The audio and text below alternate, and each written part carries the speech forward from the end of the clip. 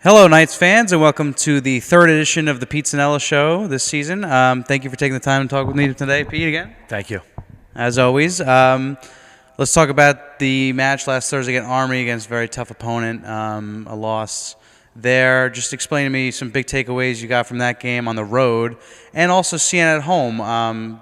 Very sloppy game between both sides in the first half. FTU came out a lot better in the second half. Another loss at home, but there was some bright spots for sure. What were some of your big takeaways from the two games? Well, you're right. Army was very physical and tough. We battled them at different points in the game, but their physicality, we know we have to do a better job on the boards. We did see some good things. Katie Buskey is showing doing a good job of shooting the basketball.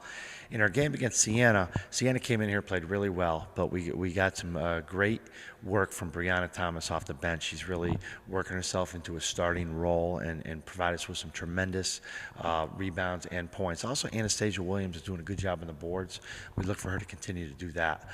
So we got some work to do. Desiree Crawford has been leading our defense, but we really have to make a big improvement in our overall team defense and team rebounding.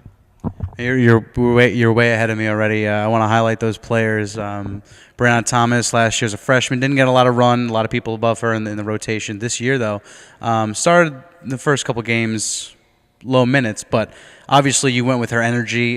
Great offensively on the boards. Had a ton of looks down low. Career highs in points, rebounds. Just talk about her earning her minutes and playing well against Siena. Well, Brianna started it in the Army game. She had a quick 8 points off the bench, but then fouled out. Foul trouble was a problem there, but she did show some good moves and some good finishes.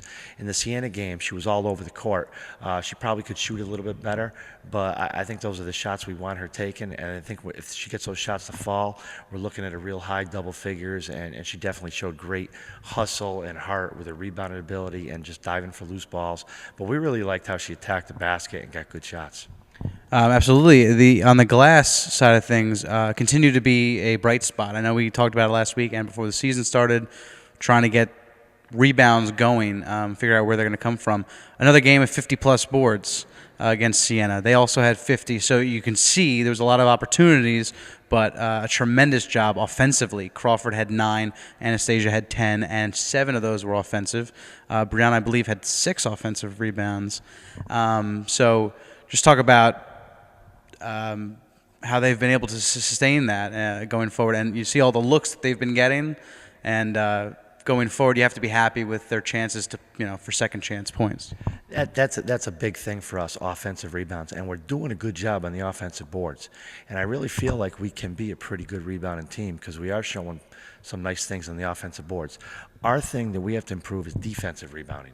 Now, Kiana Brown led the team with 5 defensive boards. That was very good from the point guard position. We need more people doing as good a job on the defensive boards as they are on the offensive boards, and that's just a little bit better boxing out and pursuing balls as hard on defensive boards as offense. That'll key our fast break and get us going, and also get stops, of course. So we got to do a better job defensive rebounding, but the potential is there because we're getting a lot of offensive rebounds. Do you think it's been fluky, the defensive rebounds, the way the energy they've shown on the offensive glass? Do you think it's been a bit fluky with different caroms off the rim that they haven't been getting? You think it's going to settle down a bit? That's definitely part of it. Is we're hustling after some loose balls and getting some long rebounds. On the defensive boards, it's got to be a better focus of boxing out. Those rebounds tend to go a little shorter, and we also have to make sure that we're getting those long rebounds just like we do on the offensive side. Those hustle plays on the defensive side, because that'll lead to fast breaks. And your next 2 opponents, Thursday night and Sunday afternoon, both at home. Both opponents. You played them last year. You lost on the road to Columbia, but you beat Stony Brook in a very, very good contest. So preview both games, Thursday night and Sunday afternoon against first Stony Brook, then Columbia. Well, Stony Brook had a great win at Bradley. Bradley had just beaten a Big Ten Illinois. Stony Brook looks like a much improved team. They're very athletic in transition. They're very athletic on the boards. We got to try and keep them out of the paint. On the offensive side, we got to take care of the basketball. We got to try and get good shots. Columbia also looks to be much improved. They've been very competitive so far and looking solid. They have a new coach, and I think they have a new energy to their team. Watching them on tape, they look like they're going to have a good year. So we have both games at home. I think they're both going to be tough games. We got to try and find a way to get some W's here. All right, and we wish you the best of luck Thursday and Sunday.